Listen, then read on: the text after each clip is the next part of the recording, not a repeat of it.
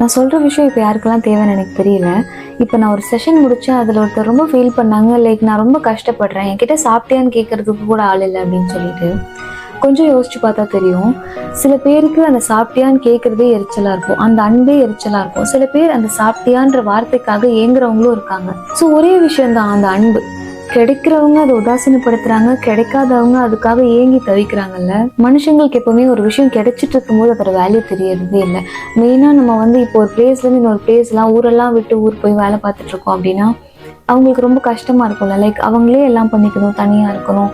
அவங்க எவ்வளோ கஷ்டப்பட்டாலும் இங்க இருக்கிறவங்களுக்கு தெரியாது. மெயினாக ஃபேமிலியெல்லாம் விட்டுட்டு தனியாக இருந்து வேலை பார்க்குறவங்களுக்காகவே நான் அதை சொல்லணும்னு நினைக்கிறேன். நீங்கள் சாப்பிட்டீங்களா, பத்திரமா இருக்கீங்களா, உடம்பு பார்த்துக்கோங்க, நல்லா தூங்குங்க, இப்படியெல்லாம் கேட்க ஆள் இல்லைனாலுமே நான் இப்போ உங்ககிட்ட கேட்குறேன்.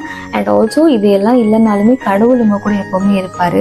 என்னதான் இருந்தாலும் எண்ட் ஆஃப் த டே அந்த மனுஷ மனசுக்கு தேவைப்படுறது அந்த அன்பான 2-3 வார்த்தைகள் தான் இல்லை.